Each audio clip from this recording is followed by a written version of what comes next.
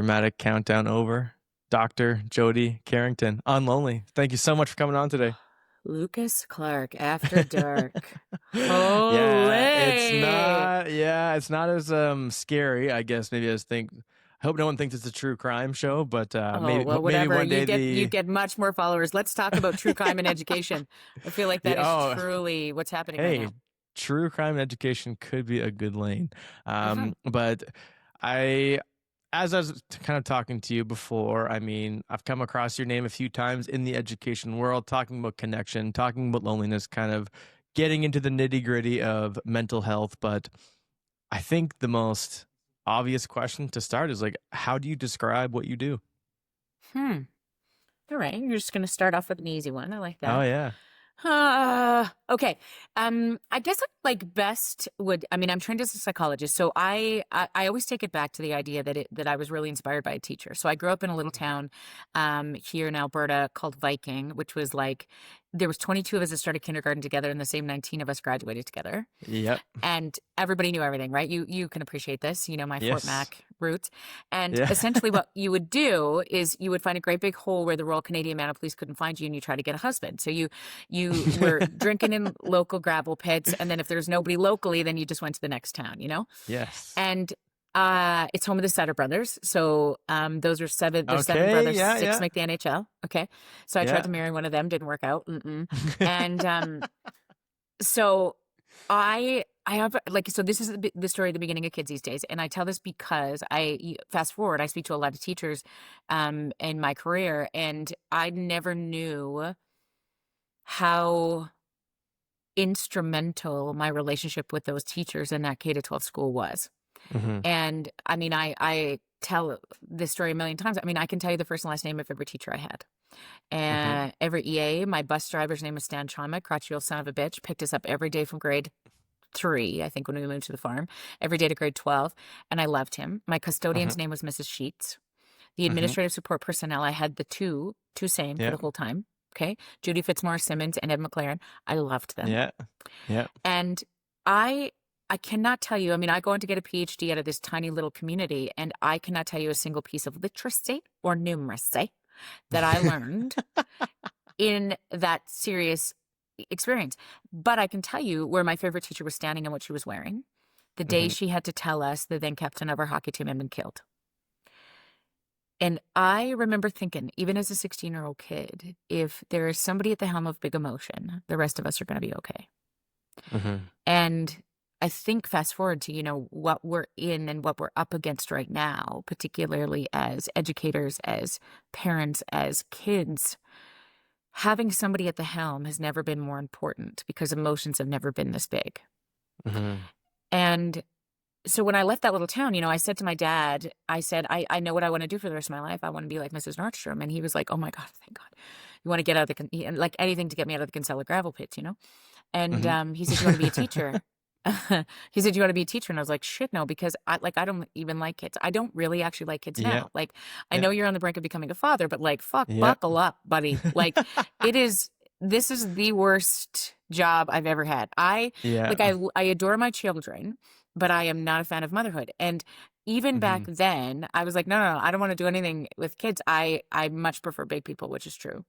Yeah. And so when I left, I decided I did actually my undergrad at the U of A and in Alberta here, and then I took a job with the RCMP for a couple of years. So I became a civilian member of the Royal Canadian Mounted Police, and I started to understand what it looks like when organizations don't look after their people, Hmm. and how trauma and difficulty in the workplace can destroy what matters most, the people you go home to, if you're not clear about it. And so that was sort of the whole impetus to jump into police psychology and trauma. And so I did my master's, my PhD at the University of Regina, and then I did my residency in Nova Scotia, as we talked about. Hmm. And they said, you have to do rotation with kids. And I was like, again, listen, I'm not a fan.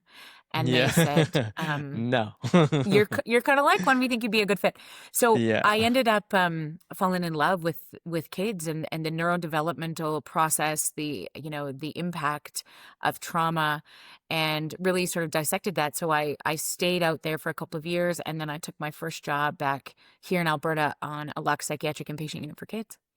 And so for 10 years, I spent a lot of time with the haters and the kickers and the biters, ones that tell you to fuck off. I love those Yep. babies.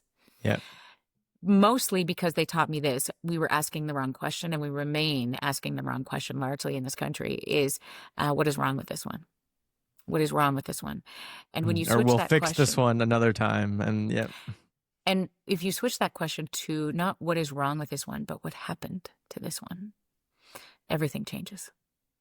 And those babies and those families taught me that on that unit. And you know, I met my husband when we were sort of halfway through the training. We got married, we got kids, and then we had twins. Okay, so we got the first one, and then we got it so right. I felt so confident not to go back to work. Let's And have then, three. yeah, and then bam, at like 38. I mean, we're not in the same room, so like I'm on a 5-foot frig all Ukrainian chassis. Okay, like there's nothing, Yeah. not a lot of room here. And then I got twins at 38. So happy. And so, I mean, I love them now, but I have 3 under 3. And like, let's just be clear, I'm not a fan of children. So they almost fucking 3 killed me. under 3 is insane. Almost killed me. So then my husband, he's a feedlot nutritionist. And so he tries to fix things like cows and his wife. And so he said, I know what'll help you. Let's move closer to my mother. Wow. So Mm-hmm. 3 kids under 3 and the new mother-in-law. I mean, I'm hoping that maybe. Dreamy. So Yeah. this is why we ended up in this little town now where I am at in Old. You know, we talked about that just outside of Yeah. Airdrie. And I opened a private practice. I started coaching hockey as our kids kind of started to grow up. And then I started speaking, like consulting. It all started consulting, you know, on the tough kids. Because Yeah. we're in rural Alberta, not a lot of resources that you can appreciate in New Brunswick. Mm-hmm. And so, you know, it was like easy.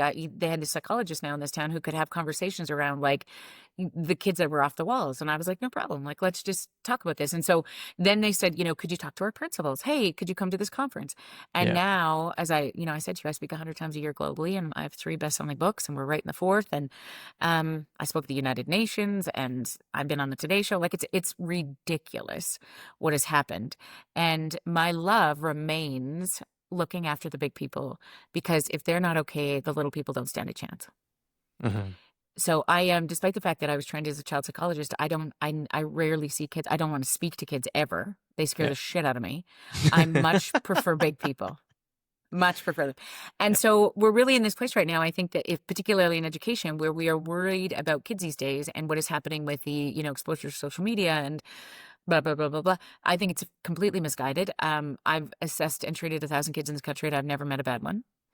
Mm-hmm. What I'm most concerned about, who I'm most concerned about, is the big people. We've Mm-hmm. never seen levels of burnout this high. We've never seen people this assholery-ish. And kids, the data is really irrefutable. Kids have never been this sleep deprived or this Mm-hmm. attention fragmented, which means the institution of education, if we continue to push forward in the way, doing things the way they've always been done, this job of education is only going to get harder. And we need to hang on to the teachers, not the kids right now. And yeah, so a lot there to potentially unpack. And because I'm kind of like, one thing that I've been told, and I guess been told is kind of where I'm going with that, and like the information you receive from the people around you as you kind of enter the field of education is like I remember we got in trouble on a podcast, kind of ish. We were like, "Oh, the kids today like are assholes." Like that was the comment that was made, and like obviously that was coming from a place of like maybe not frustration, but it's coming from a point of like we don't know what to do. And I think that's really, it's like no one actually walks in and says like I don't like these kids. It's a more of a I'm frustrated because I see them struggling. I want to be there and help them, and I know that they are only acting in this way because of, again, like all behavior makes sense with enough information. And so like what kind of walk me through, like you go through child psychology, you start a residency, and you're dealing with, I assume, like a highly traumatized population in that residency. And I'm just curious, like, what was the unexpected that you came into kind of contact with upon starting to work with those kids in that context? Such a good question. I think the unexpected was just how critically difficult it was to work with the system, not the kid. And how our system is so designed to keep kids quiet, not calm. Hmm. And there's a big difference from a neurophysiological perspective. When we are very focused on behavior, which we are, we've all been trained. If your IPPs still look like motivators and triggers, you're only focusing on the behavior. That is not trauma informed. It's certainly not trauma integrated. What I know to be true is that when our nervous systems are regulated, we have access to the best parts of us. That includes the big people and the little people. Hmm. And most often, kids who come from multiple generations of abuse, neglect, and trauma are experiencing significant amounts of uncertainty, fear, no end in sight, whatever that looks like for them in that moment, going through a divorce. There's domestic violence at home. There's financial insecurity. There's racial disparity, like whatever is happening to dysregulate systems, they will not be able to learn, Hmm. particularly in a traditional system. And so when we continue to do things the way they've always been done, we're going to punish kids for behavior that they really cannot or do not yet have a skill set on how to manage. Hmm. And so when I'm looking for motivators and triggers, what I'm looking for is to keep a kid regulated. So I'm going to take away everything that might dysregulate them and then find everything that will keep them quiet. But the issue is the chaos is necessary to learn the calm. The switch to that story is we need much, much, much more investment in regulating the adults to understand that the job of kids are not to be quiet. I mean, we come from a generation of people that finish the sentence for me. Kids should be seen and not Heard. right. And that is so antiquated because the only way you learn how to regulate emotion is you got to get dysregulated first. And when we made that statement, our forefathers and our foremothers, we lived in a completely different time. We had so Hmm. much more proximity to each other. So much of the emotional regulation was happening at home before they stepped into the institution of education. As evidenced by the fact, here's some data to support that. Our great-grandparents, it's estimated that they looked at their children 72% more of the time than we look at our babies today. When you think about the square footage of the house that your grandfather was raised in and the square footage of the house in which you're going to raise your baby, what's the difference? The square Square foot. footage. Um, my great grandparents, I would say probably triple. Right. I would say, So if your not more. capacity, right. So even in one or just two generations, the proximity that we have to each other. I mean, you think about the size of the schoolhouses that even our dads were a part of. Yeah. In Yeah. just one generation, the experience of the human race has been so dramatically different. But what has not changed is this: we are wired for connection. Hmm. In fact, there's two rules to the human race. Regardless of age, race, religion, socioeconomic status, or gender identity, we all start in exactly the same place and we all Hmm. end in exactly the same space. Okay? Hmm. Race is a social construct. So our DNA on this globe, if you are a part of this human race, is 99.98% the same. Hmm. And there's two rules to it. Number one, whoever made us said, I'm going to make you neurobiologically wired for connection. Okay? You disconnect Hmm. from an infant, they die. No matter Yep. how great we get at the AI, you will never automate relationship. The only AI that's going to matter in the schools that will become the most successful, the districts where people will want to bring their children to, is that they will understand the only AI that matters is authentic interaction. Because we have never, I love that. boom, right? Yeah. Banging. And the idea is we will never automate relationship. Okay. Now, the second rule of the human race, which is the one that's really fucking us up the most, is the fact that despite the fact, rule number one, we're neurobiologically wired for connection. Rule number two says this: the hardest thing you will ever do is look at each other. That's who made us said the hardest thing we will ever do is look at each other. So it's kind of like this messed up experience where in this human experiment, we are wired for connection. We need each other desperately. Those who are the most healthiest among us, who learn how to regulate emotion, who deal with the hard things of life that's inevitable, will Hmm. do best if they have a lot of people around them who are connected and well. Okay? Irrefutable. But the hardest thing we will ever do is look at each other. And this has always been true. And now we've never had so many opportunities to look away. Hmm. And And also so so many opportunities to receive eye contact, like on our phones, like without like how many it's not the faces same. that you just see. I know, but like how many like Yeah. eyeballs that you actually see, but you're not learning to read what their eyes are saying to you. You know what I mean? In terms of like comfortability and acceptance and belonging, like none of that is there. And I don't know if that's maybe used as a way, like I don't know like what kind of like Well, fast that's food exact. version of that does to you in a sense, but Well, and that's exactly it, Mr. Clark. I mean, here's the point is that you are a much more effective teacher in person than you are online. Although technological advances have allowed us to do many, many, many things, right? Like, so when my Mhm. dad was dying, I mean, my kids could FaceTime him and, beautiful technological advances. I hope that there's a cure for cancer by the time I die. I hope all of those things because of technological advances. It's beautiful to be alive in this season. The modifications or the innovation that comes with AI is brilliant to sort of have a front row seat of and with. The issue for me is that you will never automate relationship. And so even in this system, I mean, we're in two very different parts of this country right now. We can do this quite easily. But Mhm. if we were in the same room conducting this interview, it would be wildly different, It mostly would because be. our neural physiology is different. Yeah. Our You can't automate that, right? So if you're teaching somebody overline, awesome, or online, if we're Yeah. having a meeting because you and I are building a company together, fine. It will not be as good as if we were Mhm. in the same place.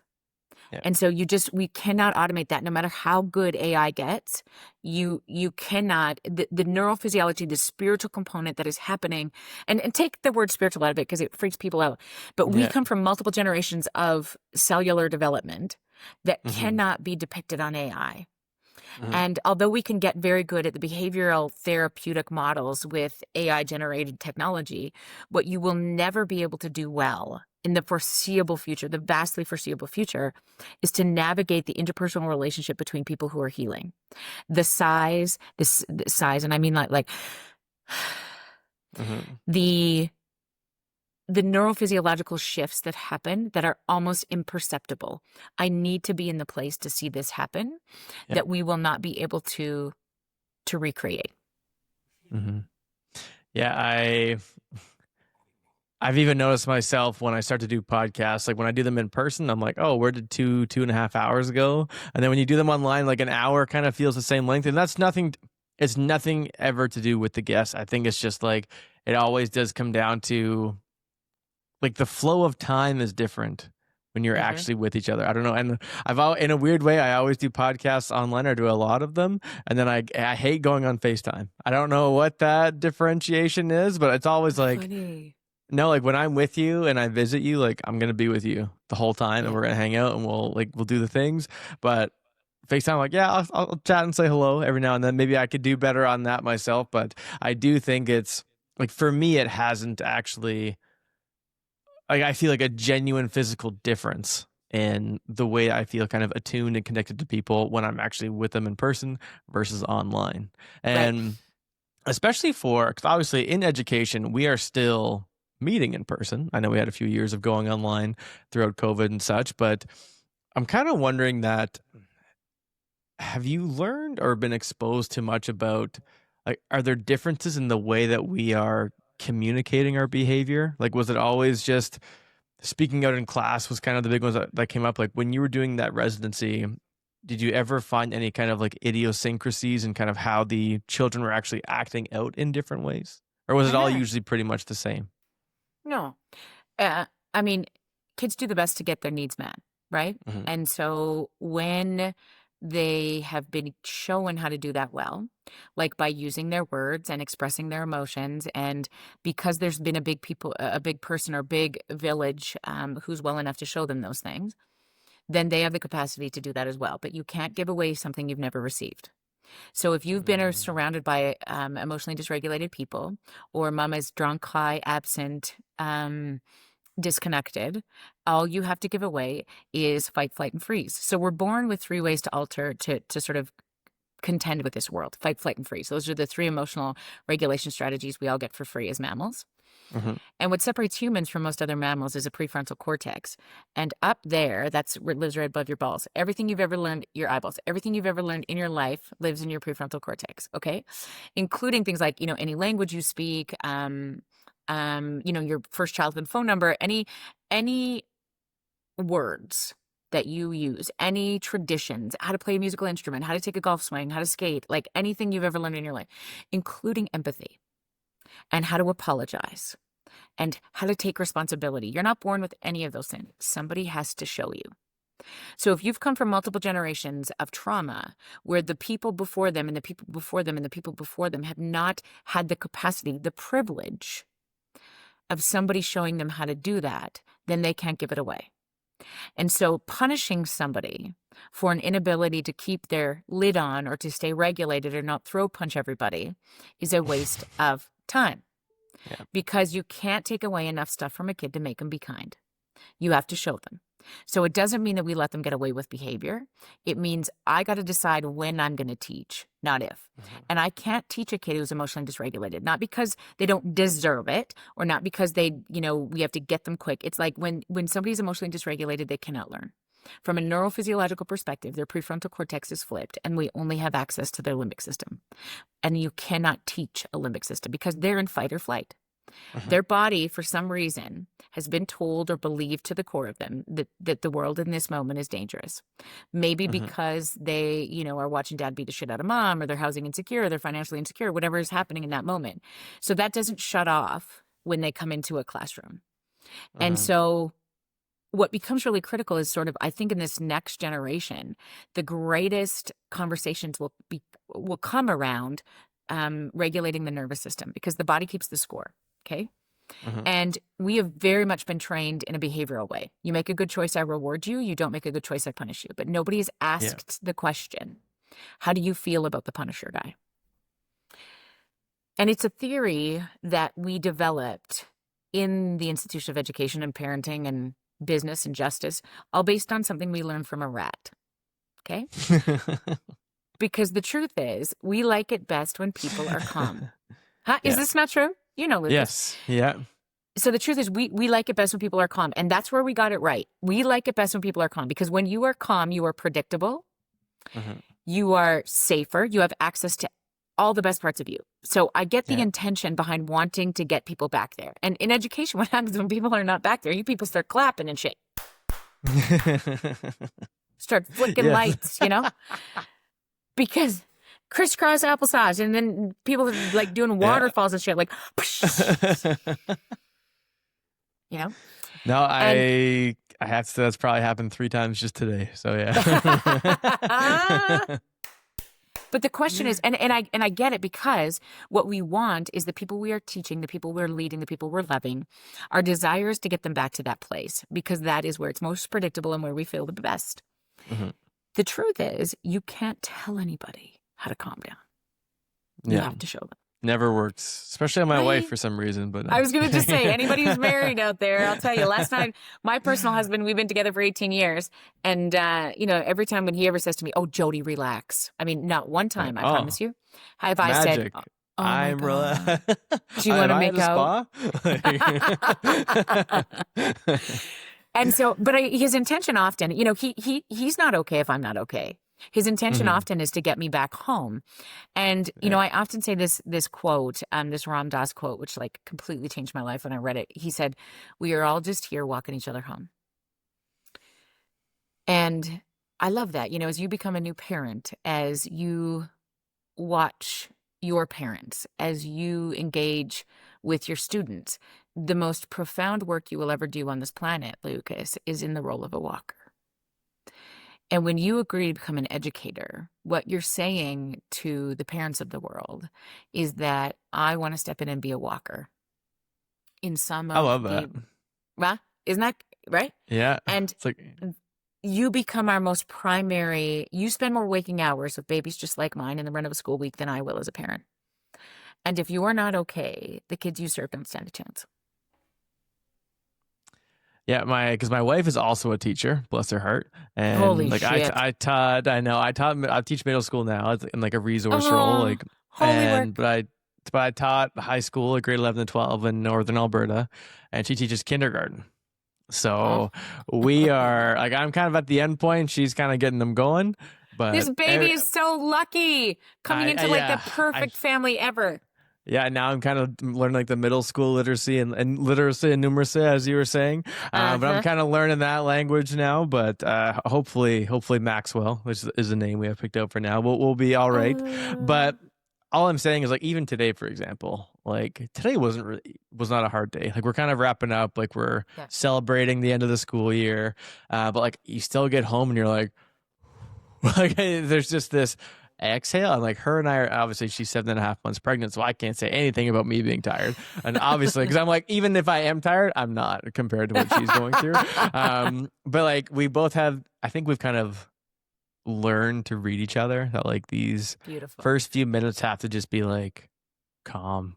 Yeah. And we now, as for now, we can control the environment, but like I think like it does change everything once you kind of learn to have that routine and understanding of the like as you're walking people, like you're taking on the A thoughts and lot. insecurities and fears of all the people that you're walking with. And Hmm. I don't know, that's probably a part that's like not even actually brought up in the burnout part. I feel like when we talk about teacher burnout, we talk about like, oh, it's class sizes, which obviously makes sense, and like marking and planning and all these things, but like you're not even paying attention to what it's like to have 80 eyeballs looking at you and trying to have you regulate them Hmm. in a classroom. But I guess all of that kind of comes to say like, what do you think? 'Cause I guess I'm kind of lost myself. I just put a podcast out today about even for myself when it's come to the applicability of neuroscience and learning for myself. I've kind of always taken it personally where like my personal philosophy is like I just won't yell at you. Like Hmm. I'm never gonna be like I know there's ways to punish, but like I'm not really the big punisher guy at school. I mean, that usually gets taken advantage of, and I can admit that because I'm just not like I don't want to be the one that has to scream at you to force you to do the Pythagorean theorem. Like that's not what I'm here for. Like yes, we have to go through this. I'm gonna teach it to the class. I'm gonna try to make sure you learn it, but I'm not going to scream at you. But I guess my version or the way that I embody like a trauma informed practice, and that could be way off and totally wrong here, is Okay. just like, I guess I kind of, what I said was I kind of understand that if all they hear at home is yelling to kind of get them to stop and be quiet, that's what will work at school. But I just don't want to be the one that carries that on. So I guess like, how do No. you respond to Yeah, and that? that's not true. If all they hear at home is yelling, what they don't need at school is more yelling, and in fact, nobody does. Okay, Hmm. and there is a time where you take charge of kids when they're not Hmm. safe. Hmm. So if you need your teacher voice, if you are in a place where a couple kids are getting in a fight, if safety is an issue, all bets are off. You can yell and swing and Yeah. restrain Yeah. and do whatever you need to be. Okay. What becomes critical in I think understanding this process is that if I were to reverse engineer this, you become way more important to me than kids. Okay. Hmm. Because in order to walk anybody home, you need access to the best parts of yourself. So what you Hmm. started, you spoke about burnout, and this is a big misunderstanding in the burnout world.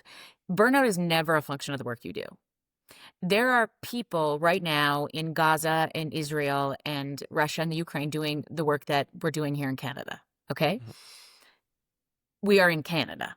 So we Yeah. can talk about class sizes and safety in schools and resources and all those kind of things, right? Like, give me a break. It is not a Yeah. function. I mean, again, right? Like, comparatively speaking, now I think we need to Yes. wildly Yeah. be much more supportive of teachers. So don't come at me Yeah. for that. No, no, But I know, I know where the you're going. I'm just kidding. Yeah. But the idea is really this process, right? Of it is never a function of the work we do. We are wired to do hard things. We are wired to walk babies through incredible things. We're wired to bury our own babies. We were just never meant to do any of this alone. And what is so critical in this space, I think, is that when you are not okay, you have far less tolerance for the dysregulation of the kids you serve. So no matter what we have in place, and I think this is a big shift that I hope I see in this current lifetime, is that historically we have focused always on the kids. So I've worked with school districts all across the world now. And it is very similar globally. When I ask questions like this, what do you have in place for the kids? The list is long, particularly in Canada. So people will say things like, okay, everybody got a Chromebook. We got whiteboards where shit will fly out of them. We have zones of regulation. We have leader and me. We have Zitra, Fitra, Litra, Kitra, Mitra, Tritra, Samina, and everything for the children. I'm like, oh my gosh, that sounds amazing. Like, what a beautiful opportunity for the children to enter into this space and learn. Okay, so what do you have in place for your teachers, for your educators? And by teachers, I mean anybody who will teach a child. So we're talking about EAs and custodians and bus drivers and support staff and all the things, before and after school care, anybody fits into that for me. And when I ask districts globally, what do you do for your teacher? Generally speaking, there's silence, right? There's crickets. Like, well, we do a potluck once a month, right? And like nothing says you matter. Like They can your wear own jeans food. like once a month. It's pretty sick. Oh, you lucky little guy, But like that's such bullshit for me, because it comes from a place where this is how we've always done it, right? But the idea is when you start to show up, and a number of European countries do a much better job of this, when you put the priority around the regulation of the educator. What do we need to have in place so that you feel seen, understood, supported, so that you can give your best self to your kids? This is not unlike parenting. Let me give you this parallel. Okay. So I wrote a best-selling book called Kids These Days. It's fucking amazing. Every time I read it, I think this is the best goddamn parenting book that has ever been written in the history of the free world. Okay. So you and your wife need it for your babe. If you watch me with my own personal children, you wouldn't buy the book. Okay. I wrote that bitch when I was regulated. Okay. Yep. When I am filled up and regulated and I've had a good rest and I feel good in my marriage and my pants fit, I can walk anybody through anything. When I came into the children's hospital and I'd have a caseload of the worst of the worst. Okay. So babies who would hit, bite, all the things, or the ones that you couldn't, they would shut down. It didn't matter to me. If I was filled up and because I loved my team for most of my time there, there was not a question in my mind that we had every single one of those babies. And so I would walk in there with some of the toughest kids in this province, for sure, in Western Canada, and be like, bring it. Bring it. Now, I had a lot of resources, all those kind of things, but not one time. I mean, we were wildly over capacity many, many times. But I felt when I was regulated and I had the support of a beautiful team, there was nothing we couldn't do.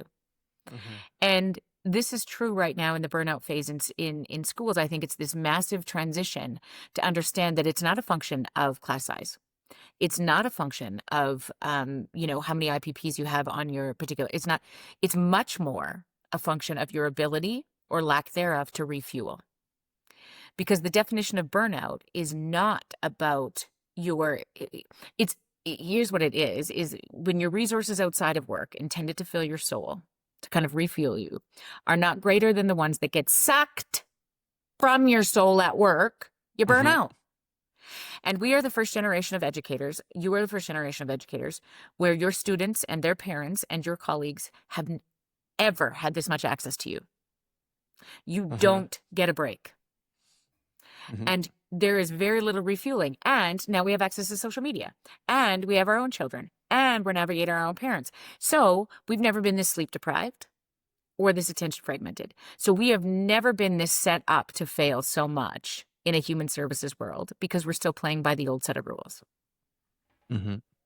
And I'm just kind of wondering too, like for what, obviously younger in my career, hopefully see another 30 years ahead of me in education, trying to I hope so too. fix the things. I mean, I said in my podcast today, I'm in year 6 now next year. So I'm kind of over that hump of like those that quit. kind of, they take the exit and kind of quit. Honestly, there's days where I think my favorite expression is some days I feel like I'm robbing society. Some days I feel like society's robbing me. That's kind of like, I think the best teacher quote. Shout out Conrad Drover for that one. But I just think it kind of wraps up. Like I've never pictured doing anything else, but also at the same time, I'm like, okay, well then what do we actually do? Like, I feel like almost there's this weird like release of responsibility. Like someone else will fix the system. Like I'll just have to survive in it. But I'm kind of wondering like what are things that have been done or that you hear? And I guess I'm kind of thinking this from the sense of like an action item. Like what are things that you ask for in an asking package that districts do that actually genuinely support teachers? Like I don't know what that actually looks like on paper. And obviously we always kind of go beyond our paper and our agreements anyway. So I'm just kind of like, how do you shift? But yeah, I guess like what are your thoughts there? Okay. So I'm going to give you the answer. Now, I want your feedback on this, okay? Because this is the title of my new book.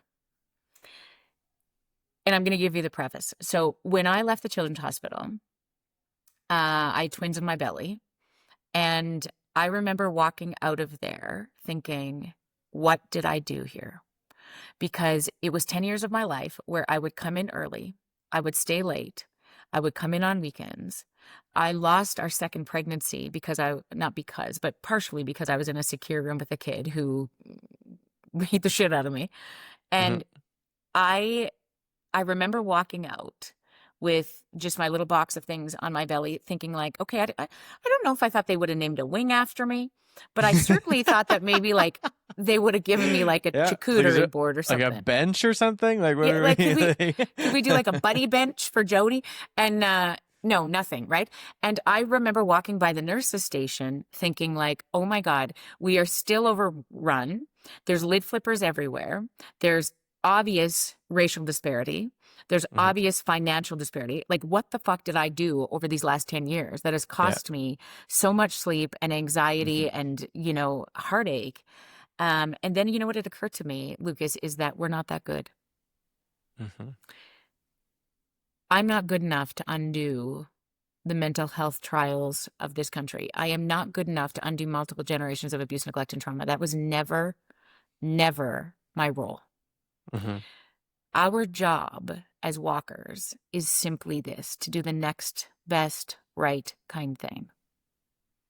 So when I say to you, you're not that good, it is not a criticism, it's a Mhm. liberation. Yeah. It's a sense of understanding, primarily now within the next 2 months, the most important people you work for are the ones you go home to. Your gift to my children and children like everybody else's, you will soon learn this, so you probably know already, that there is no greater thing, regardless of your capacity as a parent, whoever gets to judge that, that you will feel love or responsibility for than your children. And every parent is doing the best they can with what they got, and sometimes it's not enough. Mhm. But when I understand that there are people in a building that want to be there, that light up around my kids, that get connected to them and see things firsts and lasts and tears that I don't get to hold, I think that is some of the most holiest work on the planet. Mhm. And when we look after you, when we remind you that you're not that good, I think it's going to be the greatest gift of all time to have this reckoning around the brilliant, the broken, and the bone tired. Mhm. Because what we need more now than ever before is people to hold the dysregulation of this very scary world. Mhm. Not more strategies or curriculum or plans I actually to hate make. that word strategy. I don't know why it bugs me so much. Like even like in every context, they're like, what strategies have you tried? I'm like, I need a different word here. Yeah, totally right. And I think it's just, I think that's the thing, and I always tell this story because I say to my kids, our twins are now 12, and I said to them at the beginning of this school year when I started the speaking circuit, I was like, okay, babes, like I get to be in front of some of the most incredible teachers on this planet. Like, what would you tell them? Like, if you had one thing to tell them about what's important to know about a teacher, and so they're thinking, and I said, okay, well, how about you tell me, like, who is your favorite teacher of all time? And they both put up their hands because you taught them that. And they said, Mr. Seeley, hands down, Mr. Seeley. And I was like, what are you kidding? You had Mr. Seeley in grade 3. This is like 4 years ago now. Why does Mr. Seeley still make the cut? And Evan puts up his hand and he says to me, and I thought like, this is going to be the profound, do you know what he said to me? He had a fish. He what? He had a fish. That's it. The bar is so fucking low. Get a fish, and you will be people's favorite teacher for 4 years running. Okay? They do not give a shit about your bulletin No. board No. or your adherence to curriculum. What they want to Yeah. know is that you have some kind of fucking joy. And then my daughter, she's like, oh yeah, not only about the fish mom, but you know what else? He would put Tommy's agenda in the ceiling once a week. So he would move the ceiling tiles of and I don't know why Tommy got it, but he got Tommy's agenda. And so the kids had to figure out which ceiling tile Tommy's agenda was in. Okay? This is it. This is it. And I will tell you, Mr. Seeley is apparently on the books. I already know this because we're in a small town. He is apparently up for teaching grade 8. Okay? So he's back in the run of things. Okay. And I will fucking do whatever I can as a parent to get my babies back in Mr. Seeley's class. I'm gonna donate a fucking microwave if that's what it takes. Yeah. I don't care. I do not care who I have to buy Again, off the at this bar is school. all over the donations. There's like But do you three understand? microwaves in every school. Oh my God, right? But you understand, like, I think we sort of get in our heads so much about this, and we're so worried about the system and what it's not giving us and what Yeah. we don't have and like all those kind of things. And I appreciate it. Like right now, I mean, I'm in I'll fight anybody in this institution of education who would suggest that teachers have it easy, who suggest and have conversations that, you get the summers off, like such bullshit. It is Hmm. exhausting and killing our teachers right now in this country. And we need to make that shift Hmm. more now than ever. And I hope my other biggest contribution will be to having conversations with educators around the fact that, like, hang on, hang on, hang on. All I need from you right now is the next best right kind thing. We're not going to live long enough to see the government get it right. We are Yeah. not going to understand what it's like. The bar in order to change, and not only change but save the lives of children, come down to the things that happen every day that you're good at. This is why you got into this business, right? Make kids laugh. See them, get their eyes, light Yeah. up, come home and tell the stories that like crack you up, because joy is the most vulnerable emotion on the planet. And I always tell the story because I had this teacher say to me, she said, I had this like epiphany when I realized my job comes down to things like this. I was walking down the hallway just exhausted, trying to wait like how many 2 more fucking hours here today. And I heard Grayson say to Mason, Kaysen, and Layson, oh my God, dude, no, like your fallopian tubes are in your neck. And she said, it occurred to me that in that moment, it was regardless of what I thought the curriculum needed to do, this is the funniest fucking part of my whole day. And my Yeah. only job was to stop everything, pull the boys together, and be like, okay, eyes on. We're going to have a little lesson right here. And I said to her, my God, you not only changed a life, you fucking saved one right there. Yes. Yeah. You saved a lot of confusion. No, like even just we had like a camping trip last week, and one of the grade 8 students came up to me. He's like, "Mr. Clark, I've pooped 12 times since we've been here," and I was like, "Okay." And I was like, why? And he's like, it's because I have no appendix. I was like, what? I was like, what are we? And that was the most random answer to that question. Like, and I was like 30 feet away from him, and I was just like, what? I was like, what do I do with that? Like, Wow. I said to him after, I was like, I don't have an appendix. He's like, yeah, but you're more experienced. I'm like, what do you mean? Like, what are we? Like, what is actually happening here? Like, I don't know, but it was, it's definitely the no appendix and the fallopian tubes moments that, Oh, you should write a book. And I think like man. that's the beautiful thing of having two teachers in one house. I think it's like, it is the renegotiation of focusing on the joy of this business that will keep you fulfilled in this game, and it won't kill you. I don't want anybody. And this is the interesting thing in education for me, right? June comes the same time every year.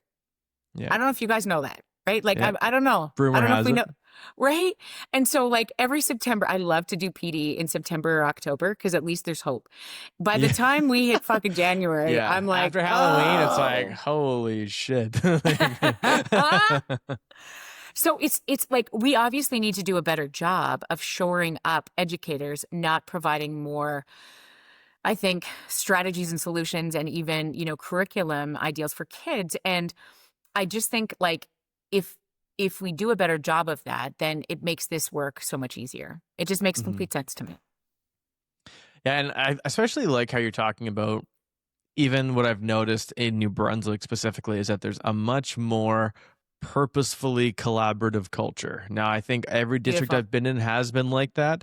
Like even from like a subject standpoint, even from a behavior standpoint, like the things aren't seen as being exclusive to one another. So that like I think there's a lot more available channels of support where they actually kind of they're more proactive than reactive. It's what I've gathered. That's kind of again my initial observations. And like we have things like class size caps and things like that. Like it seems a bit more. Again, I'm not just recruiting for my district. I promise you. But for me, it actually has been very refreshing to not kind of be going in at it alone. Nice. I think for like, and so I just want to pause this here because I'll edit this part out after. How much time do you have here? I won't keep you too much longer anyway. Like 5 more minutes. Yeah, perfect. Yep. Is that cool? And yeah, perfect. Yeah, and just for talking about loneliness, especially with students specifically, like what if you had to kind of as we're kind of nearing wrapping up here, if you're looking at, okay, like you have the students specifically that are kind of more, like I would say we talk a lot about depression and anxiety. Like, what do you kind of associate as loneliness? How do you define loneliness? How do you make sure that how do you try to ensure that students and teachers and then students amongst themselves are kind of doing better at enhancing their connections with one another? Okay. So just I think what's really critical is that many people have said to me we're in a mental health crisis. And if we look at the data, that's true. We've never seen levels of anxiety and depression this high in kids. We've never seen this is the first time in history in this country that we're dying faster from emotional illness than we are from physical illness. We've never had this much access to resources or research, but we're watching people kill themselves faster. Okay. And so then the question is, oh my God, what do we do about this mental health crisis? And oftentimes people are like, oh my God, everybody got the ADHD, everybody got the autism. Like, what is happening? Are we just better at diagnosing? Are people actually getting sicker? The truth is, I don't think we're in a mental health crisis. I think we're in an understandable human response to a loneliness epidemic. Because the only way we make sense of hard things is when we have people to regulate us or walk us home, walk us through it. Okay. Yeah. We are in a season for the first time in history where we look at each other far less. We live in far greater spaces. We have so much, our schools are so much bigger. We look all the time, but we don't see. And when we look at the loneliness number, so loneliness is a feeling, and it's one of the biggest emotions because it's very much tied to it from the workplace perspective. If you feel lonely at work, your productivity, your innovation, your creativity can drop as much as 45%. When we look at kids would say particularly adolescents would say in the last 7 days, I don't know if anybody truly cares about me. 1 in 2 would say that. And so Vivek Murthy, who's a Surgeon General, former Surgeon General of the United States of America, was the first to coin the term the loneliness epidemic, claiming that right now we need to be very clear about if we want to treat a mental health crisis, we need to treat it from an interpersonal perspective because we are wired for connection. So what I often say to educators or any of us in this human services professions, is that our job right now is to see dysregulated people as desperately in need of walkers. And when I tell you that a kid's behavior is not attention seeking, it's actually connection seeking. What that does is it evokes in us a little bit of empathy. If all I need from you is a little more eye contact, a little more high fives in the bus lane, could you give me between now and the end of the year just a little bit more, one more compliment a day? If you can not spend your lunch in your classroom but go to the staff room, if you can spend a little time fist bumping or leaving some chocolate bars on your co-teacher's desk, a little note, it doesn't even have to have a financial component to it. I mean, a note under a windshield wiper on a Friday that says, I can't wait to see you Monday. We got this. What becomes so critical in this place is understanding that we are operating from a paucity of acknowledgement, of knowing we matter. And the second we do, we rise. So use that like you've never used it before. And the only way that we have access to it is when we're regulated ourselves. So I'll give you this. Do this. If you're listening wherever you are right now, all I want you to do, I'm going to get you back to the best parts of you right now. Okay. It does not take long. And it all comes back to your neurophysiology. So all I want you to do in this moment is drop your shoulders. Drop your tongue from the roof of your mouth. So the most primitive response to stress is we slam our tongue to the roof of our mouth. It locks our jaw so that if somebody's going to fight us or punch us, we're ready. Okay. What locks our jaw or slams our tongue to the roof of our mouth these days are notifications from our computer and on our watches. And it's like little cortisol shooters. It's slamming our jaw together all day long because we're ready for the fight. Because there's nothing that comes across your email that's going to be good. You're conditioned to know this. Nothing on your watch is going to be good. It's the Team Snap bitches losing their minds over something. And so we spend the vast majority of our day now, and we're consuming social media at such rapid rates. It's estimated that I think every human being, generally speaking, gets about 121 emails a day. Okay. So we are insulted with so much information that we spend the vast majority of our time with our shoulders up, okay? So to reverse engineer that, it's not to sort of protect your time. It's actually to take a look at what's happening to your body and remind it that this world isn't ready to get you. So if you in this moment drop your tongue from the roof of your mouth, drop your shoulders, wiggle your toes, and let your gut out, that's a relaxed body. Who does that? I know, me neither. But that's a relaxed body. And you have spent very little time here in the last, I would argue, decade, because we've been so responsible for other people. And it then gives us the indication in our bodies that we're not safe. And, then at night we try to relax and we watch Dateline, which also does not allow your body to relax. Right? I mean, regardless, we're like, holy shit, who are they going to choose? And so the idea is, it's like doing this reverse engineering work on purpose. And so I often say to educators, what I want you to do is put the word shoulders on your computer screen, on your bathroom mirror, in your car. And every time you see it, I want you just to drop it. Right? My only ask, the only thing you need to do to not only change lives, but save them in this work is the next best right kind thing. And the most important people you work for are the ones you go home to. Beautiful. Dr. Jody Carrington. Thank you so much for coming on today. It was an honor. Thank you, Mr. Clark.